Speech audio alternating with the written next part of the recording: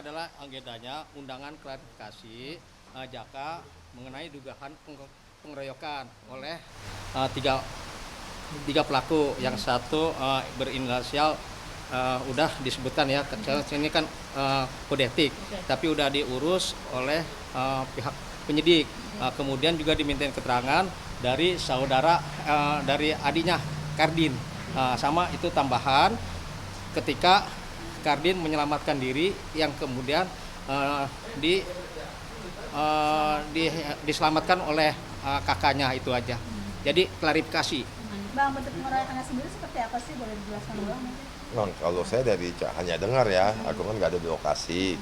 Ya sebab pengeroyokan itu karena si Jaka itu dia melindungi adiknya ya, biar adiknya bisa menyelamatkan dirinya dari pengejaran tiga orang ini, ya dia menghalangi supaya tidak keambil lah adiknya. Itu aja. Terus ya kena lah pukulan, tendangan itu aja. Pukulan tendangan tersebut berapa kali dan apa? Oh, aku nggak tahu. Itu kurang Udah tahu. ada Aku kurang visum? tahu. Tapi yang Ya, jelas sudah ada visum. disampaikan juga hasil visumnya ke pihak penyidik, itu aja ya.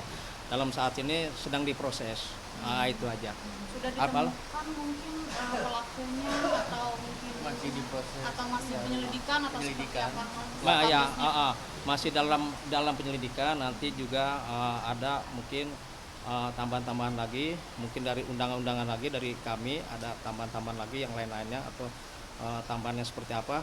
Kami sendiri belum tahu pasti. Baru pada saat ini adalah Jaka dan Kardin diminta undangan klarifikasi dugaan pengeroyokan pasalnya 170 itu KUHP. Dengan tuntutan, kalau ada tuntutannya.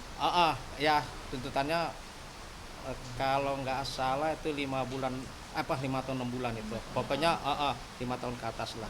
Nanti lah sendiri pengeroyokannya si Jaka itu pernah melihat atau belum? Maksudnya? Pelakunya itu, Orangnya itu. Oh enggak, tidak dikenal. Salah satu dikenal, tapi yang dua tidak ya. Yang dikenal itu siapa bang kalau boleh? Ya, adalah inisial. Dari pihak Ya, yang tapi melaporkan. ini mah ya. Betul ya, jadi pokoknya inisialnya Jaka yang tahu persis ya. Cuman kalau pada saat ini kami belum bisa menyebutkan orang-orangnya. Nanti kan baru dalam proses. Nanti ada kode etik lah. Nanti kalau udah tuntas penyelidikannya oleh penyidik, maka baru bisa disampaikan. Apakah seru dari ibunya sendiri, Mbak Bunga? Yang pelaku tersebut? Suruhan. Belum Atau itu gimana? Atau baru diduga, Bang? Dugaannya. ya, Dugaannya. tapi yang dugaan ini kan udah diproses di pihak kepolisian, maka kami dengan berat hati belum bisa menyampaikan. Jadi khawatir kalau kami sampaikan mengganggu proses dari penyidik, gitu aja. Berapa pertanyaan tadi mungkin bang ketika mendampingi Jaka dari kepolisian? Berapa belas lah ya, belasan lah. Belasan ada Lumayan kan ini 4 jam ya, 17. 4 jam. Iya, dari pukulan, tendangan, tamparan itu ada efeknya nggak sih dari Jaka sendiri mungkin sampai saat ini dia Ya. merasakan Trauma. pusing kepalanya atau apa gitu? Kalau kalau anak-anak itu kan kadang-kadang susah terbuka ya. Tapi kalau saya ngelihat dari fisik si Jaka sendiri, dia dari usia 5 tahun dia udah atlet, ya kan ya. Jadi ya saya nggak ada inilah ya, tidak terlalu sanksi. Tapi kan tetap aja di sini yang tidak dibenarkan adalah main hukum sendiri, ya kan ya. Bahwa apalagi ini adalah seorang anak yang lagi membela adiknya. Sebenarnya kan dari situ ya. Kalau secara dia laki-laki, saya ngajarin ini anak laki-laki. Jadi ya yang penting adiknya selamat. Ya bisa ibaratnya kita bisa berkumpul kembali, menunggu tinggal menunggu proses pendekatan yang lebih baik dari Bunga sebagai seorang ibu ya. Bahwa ini kita terbuka. Saya bukan tipikal yang kamu nih mesti pakai security kemana, ke sekolah segala macam gitu. Anytime bisa berarti coba belajar lagi melakukan pendekatan yang lebih cerdas. Itu aja ya, bahwa dia nih ibunya, ya ini anak-anaknya, silakan anytime, ya kan ya. Bagaimana anaknya sih, tapi ditanya Jangan melakukan hal-hal seperti ini lagi. Kasihan si Kardin ya, secara psikis, secara mental. Walaupun alhamdulillah ya di sini kalau dilihat aman. Tapi Nggak tahu hatinya. kalau tetangga sebelah ya kan Ya. kayak kemarin Ya. ya ada suara ibu tetangga sebelah dia tuh gemeter. Ya, ada jadi trauma ya. ya, Trauma, benar. jadi Biasanya kan- ya, jadi hal-hal kayak seperti ini yang saya sebenarnya kita jangan memenangkan ego sendiri, tapi kita coba lihat nih anak-anak kita tuh udah selesai nih, kita ini udah selesai, usia sudah pada tua ya, tapi anak-anak kan dia mesti tumbuh kembang. Jadi ini yang saya lebih concern sebenarnya ke sana. Kalau masalah kejadian proses waktu pengambilan paksa ataupun pengeroyokan, saya sih tidak di tempat. Itu semuanya adalah cerita Kardin dan Jaka. Dari Itu aja. informasi kita sendiri ketika ada pengeroyokan tersebut, adakah Jaka untuk membela dirinya atau Berusaha melawan nggak atau gimana? Gini, yang jelas Jaka nggak bisa melawan, kan gitu. Jaka hanya bisa adiknya yang penting selamat, minta perlindungan ke tetangganya. Jadi dia badannya siap dipukul gitu. Yang penting adiknya nggak bisa ditarik kembali. Itu Kalau aja. diajak Nggak main bilang. bola sih silakan. Kalau main bola, kalau uber-uberan sih boleh, silakan ya. Sama satu lagi tambahan bahwa Kardin ini trauma. Kan waktu kejadiannya di kolam renang.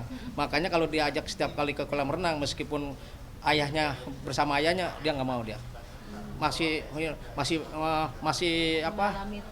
mengalami trauma parno lah itu aja. Jadi sampai saat sekarang ini. Makanya ya gimana? Oke, Kak Atila, sempat sudah saatnya atau waktunya untuk bawa Kardin ke psikiater atau psikolog karena untuk menghilangkan rasa trauma itu.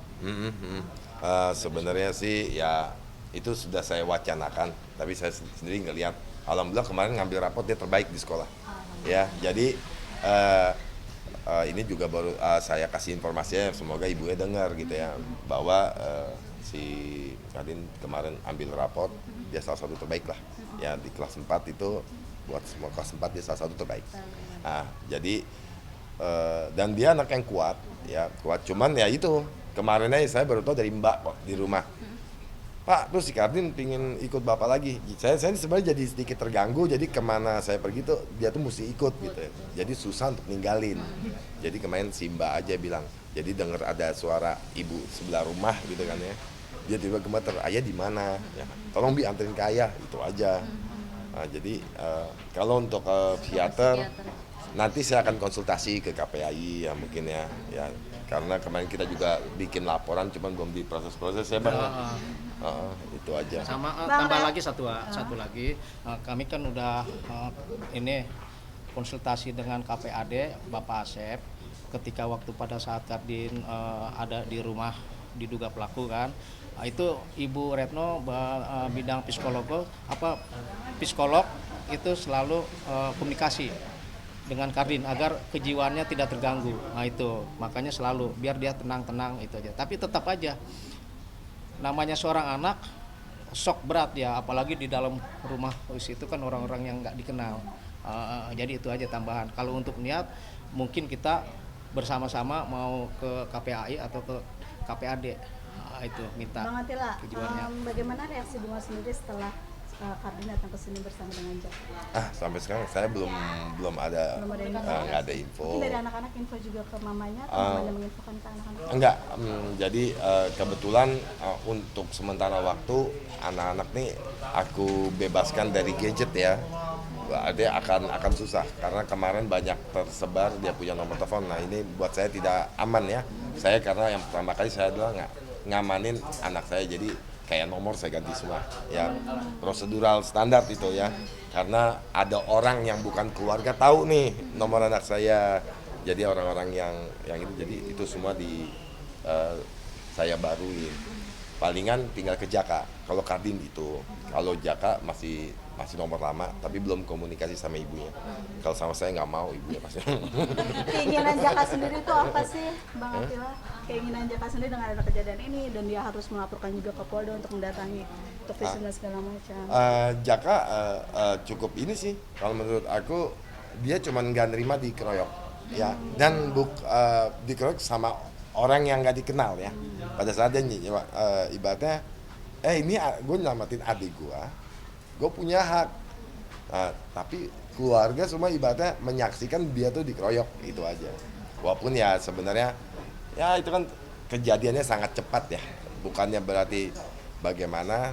Alhamdulillah si Kardin bisa diungsikan ke rumah tetangga dan dilindungi, ya udah Berarti selesai. disclaimer di sini bahwa Jaka ingin meminta keadilan dengan hukum yang berlaku. Pelaku pengeroyokan Iya, harus di karena bagaimanapun juga dia punya hak lah ya. Satu, dia abang ya. Iya. Kedua, dia tuh sangat dia tungguin di depan rumah ini 3 hari loh.